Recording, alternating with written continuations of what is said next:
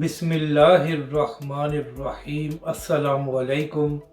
मैं हूं अली असगर और आप देख रहे हैं मेरा यूट्यूब चैनल। हाफिज़ अंसर रिज़वी ने अपने बयान की वजाहत कर दी, जबकि दूसरी जानब इनके बयानात आपस में नहीं मिलते। और तहरीक लब्बैक पाकिस्तान का इजलास कब होने जा रहा है, इस वीडियो में हम इसी के मुतालिक बात करेंगे। मगर इससे पहले नाज़रीन इकराम, अगर आपने अभी तक हमारे इस चैनल को सब्सक्राइब नहीं किया तो सब्सक्राइब कर लें, ताकि आप हमारी मज़ीद वीडियोस को भी देख सकें।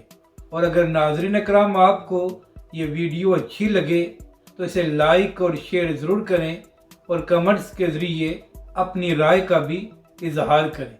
तो पहले नाज़रीन इकराम हम बात करते हैं जो कौमी असम्बली में करारदाद मंजूर की गई है।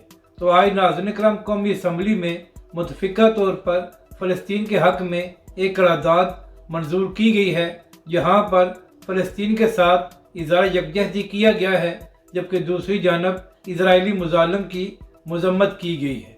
अब बात करते हैं कि किसके बयानात नहीं मिलते। तो नाज़रीन इकराम, एक जानब तो पिछले 1.5-2 साल से PTI ज़ेर अताब है और इमरान खान साहब जेल में है, जबकि दूसरी जानब PTI के अपने इख्तलाफात भी ख़त्म नहीं हो रहे और हर बंदे का बयान दूसरे से नहीं मिलता। यही वजह है कि सोशल मीडिया पर तहरीक इंसाफ के अपने लोग अपने रहनुमाओं पर तनकीद कर रहे हैं और कह रहे हैं कि ये इमरान खान की रिहाई के लिए कुछ नहीं कर रहे। तो नाज़रीन इकराम, आजकल एक अमेरिकन कांग्रेस का ग्रुप पाकिस्तान आया हुआ था, जो मुख्तलिफ लोगों से मुलाकातें कर रहा था। तो इसी हवाले से जब बैरिस्टर गौहर से ये सवाल किया गया कि क्या आपको मुलाकात के लिए दावतनामा दिया गया था, तो बैरिस्टर गौहर साहब ने कहा कि हमें मुलाकात के लिए दावतनामा नहीं दिया गया था।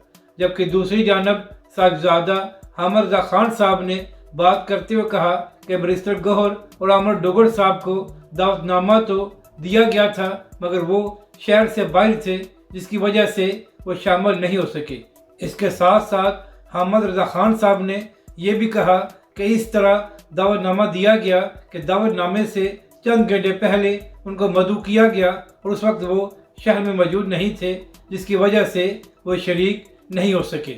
मगर नाज़रीन इकराम, यही बात बैरिस्टर गौहर साहब भी कर सकते थे, मगर उनकी जानब से ये कहा गया कि हमें दावतनामा नहीं दिया गया। तो अब PTI वाले खुद ही इन दोनों बयानात को सोशल मीडिया पर शेयर कर रहे हैं। अब बात करते हैं कि हाफिज़ अंसर रिज़वी ने अपने किस बयान की वजाहत की है। तो नाज़रीन इकराम, जुमे के रोज़ खिताब करते हुए हाफिज़ अंसर रिज़वी ने यह कहा था कि बहुत जल्द तहरीक लब्बैक पाकिस्तान का एक अहम इजलास होने जा रहा है, जहां पर अहम फैसले किए जाएंगे। तो जैसे ही ये बयान सामने आया तो उसके बाद सोशल मीडिया पर ये खबरें आना शुरू हो गई कि तहरीक लब्बैक पाकिस्तान का इजलास जारी है। कुछ लोगों ने यह कहा कि फैसले कर लिए गए हैं और बहुत जल्द अवाम और कारकुनों को इस हवाले से आगाह कर दिया जाएगा। तो इसी हवाले से आज हाफिज़ अंसर रिज़वी का एक और बयान सामने आया है। हाफिज़ अंसर रिज़वी ने कहा कि मैंने ये नहीं कहा था कि तहरीक लब्बैक पाकिस्तान का इजलास जारी है, बल्कि मैंने ये कहा था कि बहुत जल्द इजलास होने वाला है। इसके बाद हाफिज़ अंसर रिज़वी ने यह भी बताया कि कल यानी कि मंगल के दिन तहरीक लब्बैक पाकिस्तान का इजलास होने जा रहा है, जहां पर ये फैसले किए जाएंगे और उसके बाद अवाम और कारकुनों को आगाह कर दिया जाएगा। और इस अहम इजलास की क़यादत तहरीक लब्बैक के सरबराह हाफिज़ साद अंसर रिज़वी खुद करेंगे। अगर आपको ये वीडियो अच्छी लगे तो इसे लाइक और शेयर ज़रूर करें और कमेंट्स के ज़रिए अपनी राय का भी इजहार करें।